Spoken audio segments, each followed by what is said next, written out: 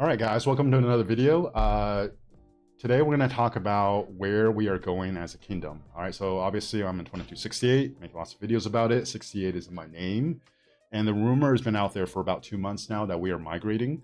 And that is actually true, right? I actually have confirmed it on my streams. We announced it in a town hall in the kingdom about 2 months ago at this point, right? So it's been out there. The thing that's been a lot more secret is where we're actually going. So before I actually reveal that, let's just talk about why we're migrating. Right now, if you look at this map right here, there's two quote-unquote Imperium kingdoms in our KVK, right? Or this little mushroom-looking thing. Essentially, the top 24 most powerful kingdoms by power are branded as an Imperium kingdom, right? Before Season of Conquest, it's almost like a badge of honor because when you're a Rising Star or a Imperium kingdom, all the players around that continent want to actually be in your kingdom because they feel like, you know, whoever has the most power has the best chance of winning KVK.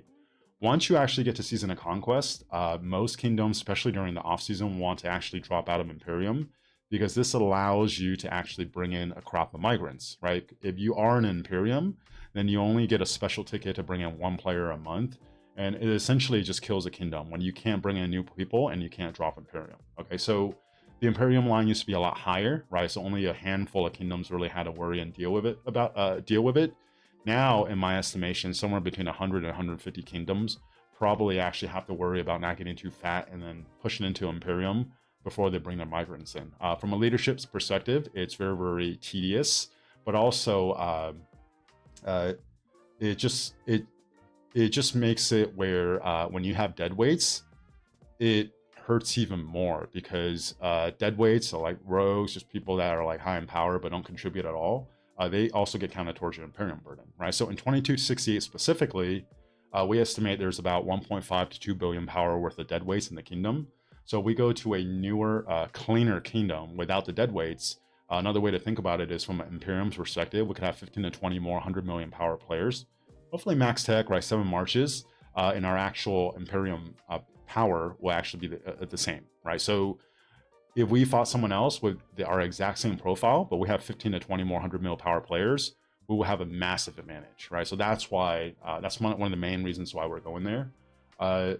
Secondary reason, I think it's a much like a distant second, is, you know, right now, the bracket that we're in for Osiris League is very, very competitive. Whereas when you go to a younger kingdom, it is an easier path to like an OL, right? So maybe that's like a secondary reason. It doesn't really matter to me. The main reason is, okay, I want to be part of a kingdom where we're building, looking to grow into the best kingdom in the game. How do you actually lay the foundation to do that, right? In my estimation, most of these top kingdoms right now are dealing with some degree of dead weights, rogues, and stuff like that. Whereas like kingdoms that kind of took on this model, I think the most prominent one would be 1188, right? They bought a very clean kingdom, migrated in, then kept their farms and dead weights very, very lean or just non-existent. And they're almost always able to get a good campmate in their KVKs. And you can see that they had a lot of stars that have a massive advantage with campmates when they do that, right? Even though I know 1188 didn't have a good showing this last KVK, they lost, but that model still holds true, right? So that's the main reason why we're migrating there, right? Now, having said that, because we're going there, migration is now officially open again. Even though we just entered KVK, we're actually taking migrants in again, right? For people that have been paying attention to 68, as you can probably guess, it's not hard for us to get applicants, migrants, but we actually took a smaller migration this cycle, and that's the main reason why. We decided on this early June, and honestly, like from what I was told, because I only joined the leadership team in June, this has been something that they've been considering for, at this point, maybe 8 months, closer to a year, somewhere between there, where the idea was first floated around. And we actually had a vote in early June, and we decided to actually go forward with it, right? So we announced it in a town hall in the kingdom.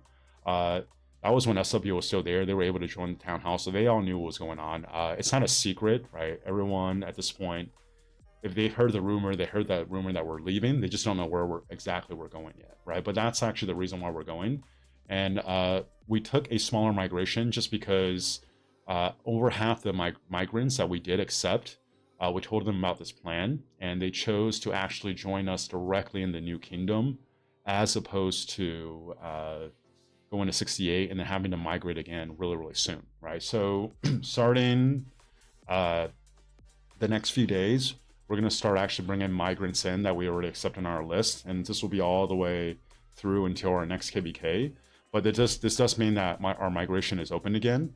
So if you're interested in 68 or I guess 92 now, definitely apply. The link to the Discord is in my description.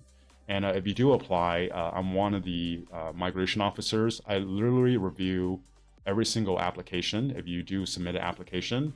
And whether we accept you or not, even when we decide, hey, it's not a good fit right now, you'll get a DM from me. I'll go over like what we're looking for, why it wasn't a fit. So like, you know, maybe if it's not a fit now, at least there's a goal to shoot for. Like, hey, you know what, if you accomplish this, then we would like to actually talk again in the future. We do a voice interview with everyone, and that's very, very important because you don't really get a good sense of the person until you get them on voice. And what we're really looking for is to build a kingdom long term. And we're going to kind of transition into my thoughts on kingdom building here, right? I would say this is something that's been a lot newer to me, maybe only the last 2 or 3 months, where I decided, hey, as opposed to focusing so much on my individual account, part of my interest now is, okay, how do I actually start becoming more involved with a kingdom, more involved with leadership, and then really helping it grow, right? And a lot of this is my personal opinion, right? So I don't want to necessarily speak on behalf of the kingdom, but if I had a say, or it's up to me, I want 68 to grow organically, the right way into the best kingdom in the game, right? And that comes, you have to do that in a couple of ways. One, you have to have a clean foundation to build on, which is what we're doing now.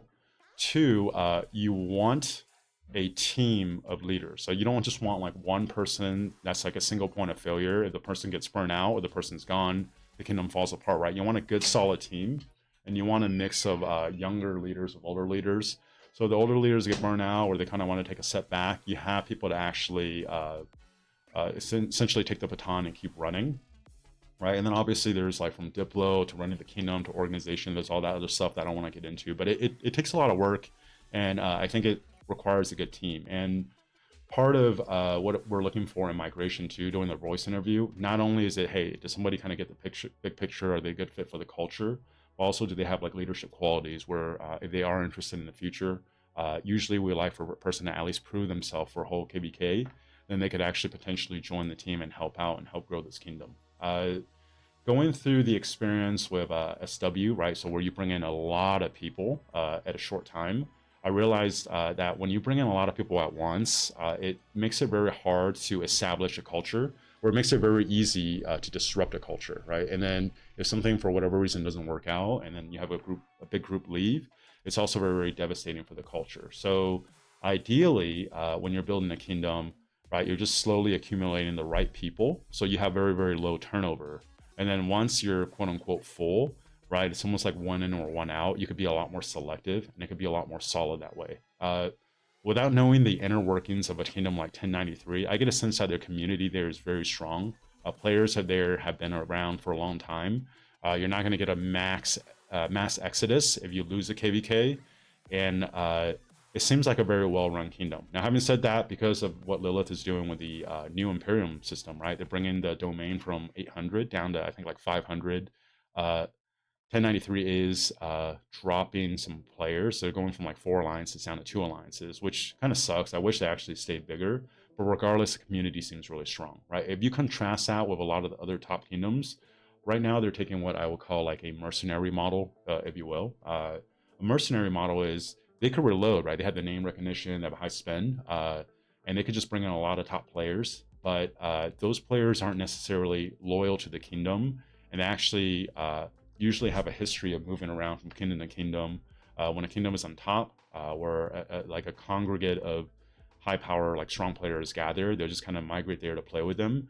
But there's no real like loyalty or culture building, right? Now that works, you can still be really, really strong. But to me, it's very, very fragile. If you lose a KVK, you'll see a mass exodus out. And usually that kind of kingdom will be able to reload and bring in a bunch of players again, right? But the culture obviously is a little bit more volatile. Even though maybe the power and the KP number is still similar, the culture isn't the same as what it was before. Now, if that kingdom loses 2 KVKs in a row, I think they're really at risk of falling apart, right? Because if you bring in a huge amount of people, you lose a big group, and then bring in another big group, and then you lose again. What's actually going to happen in that kingdom, right? So that's, in my opinion, a lot of the quote unquote top kingdoms right now.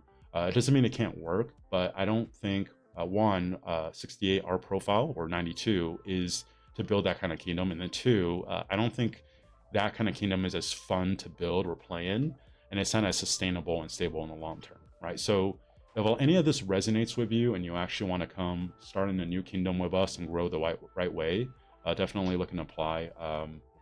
Usually it'll be me or Ethan, but also like Panther, Yar.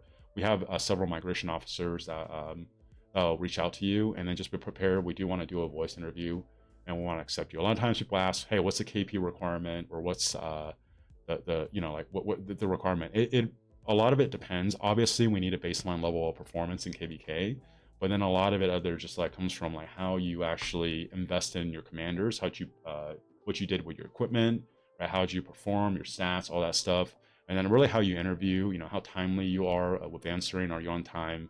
All those things really matter. Okay, so migration is now open again.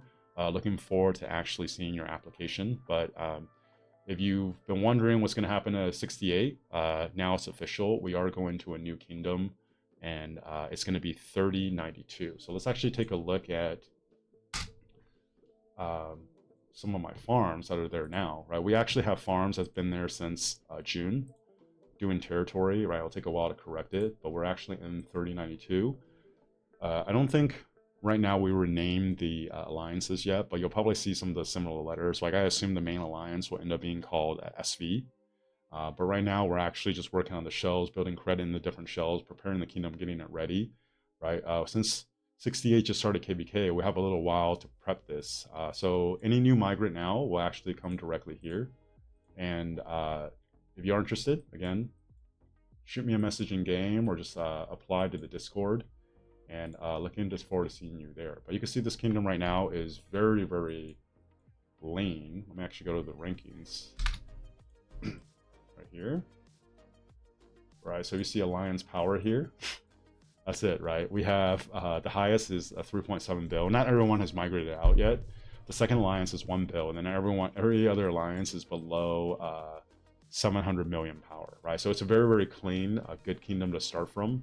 And looking forward to actually building here.